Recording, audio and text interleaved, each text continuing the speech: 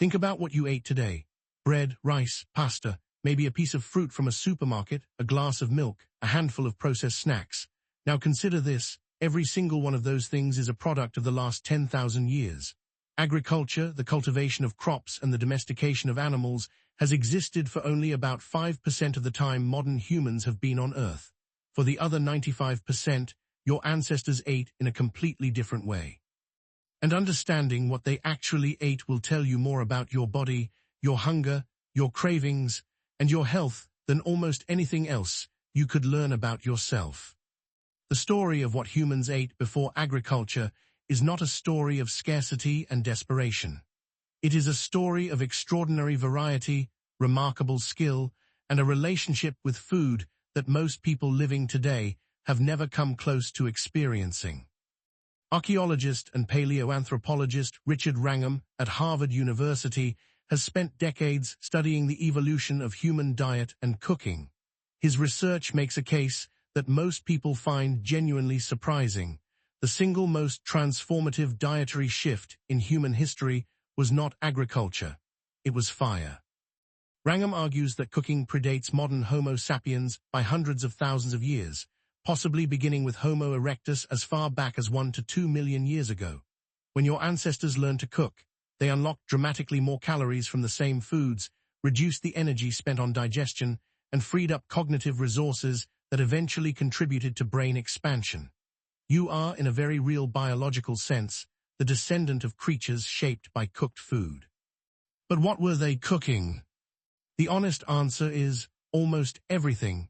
Pre-agricultural humans were not specialists. They were the most adaptable eaters the planet has ever produced. Anthropologist Richard Lee at the University of Toronto conducted some of the most influential research on this question by studying the Kung San people of the Kalahari, one of the last remaining populations with a traditional hunter-gatherer lifestyle in the 20th century. Lee meticulously documented what the Kung actually ate across seasons and conditions. What he found challenged almost every romantic and every bleak assumption about pre-agricultural life. Kung ate roughly 60 to 80 plant species regularly, along with dozens of animal species ranging from large game to insects, eggs, and small reptiles. Plant foods made up the majority of calories in most seasons, with animal foods providing critical fat and protein, particularly during dry periods when plant availability dropped. The ratio of plant to animal food varied dramatically depending on geography and season. Arctic and subarctic populations, like the ancestral Inuit, ate diets that were almost entirely animal-based because the environment simply didn't support significant plant foods year-round. Tropical and equatorial populations leaned much more heavily on plants, tubers, fruits, and seeds. The defining characteristic of pre-agricultural human diet was not any specific ratio of foods, it was flexibility.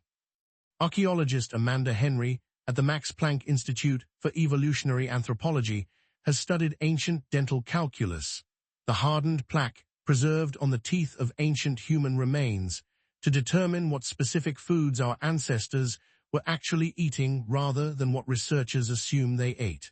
Her findings have repeatedly surprised the field. Plant starches, including grains and tubers, appear in the dental records of human populations dating back hundreds of thousands of years, long before any formal agriculture existed. Ancient humans were grinding, processing, and cooking wild grains and starchy roots as a regular part of their diet well before anyone planted a single seed deliberately. This matters because it dismantles one of the most persistent myths about pre-agricultural eating, that early humans were primarily carnivores who ate plants only as a last resort. The archaeological record simply does not support this. Wild tubers in particular appear to have been a dietary staple across multiple continents.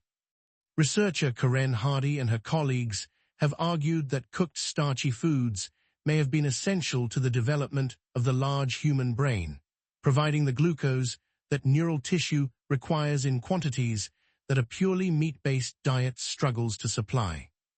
The animal foods your ancestors ate were also radically different from anything available in a modern supermarket.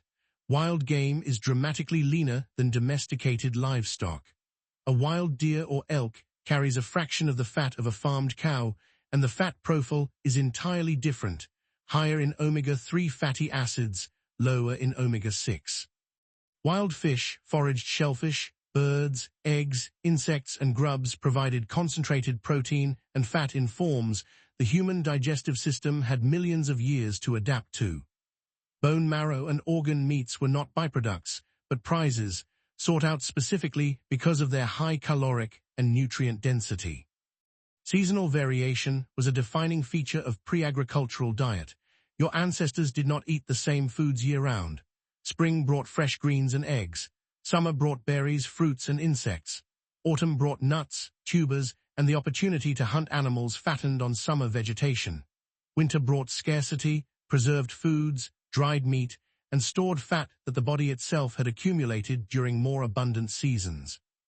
This seasonal cycling was not a hardship your ancestors simply endured. It was the rhythm their physiology was built around.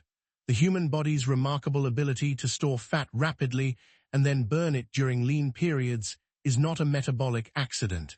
It is an ancient adaptation to the feast-and-fast cycle of pre-agricultural life.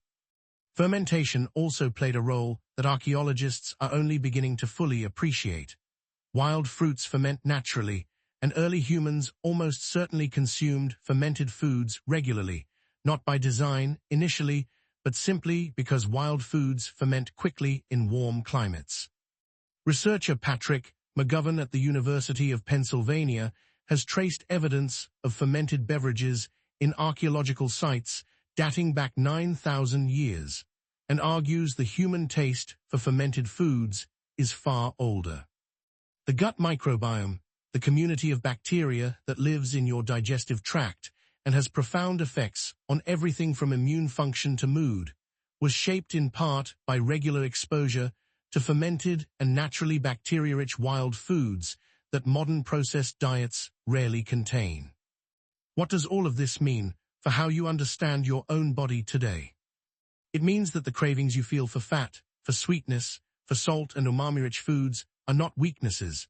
They are ancient signals calibrated to find the most nutrient-dense foods in an environment where those foods were rare and hard to obtain. Fat and sugar were not abundant in the ancestral world. They were treasures. Your brain still treats them that way, even when they are available in industrial quantities on every corner.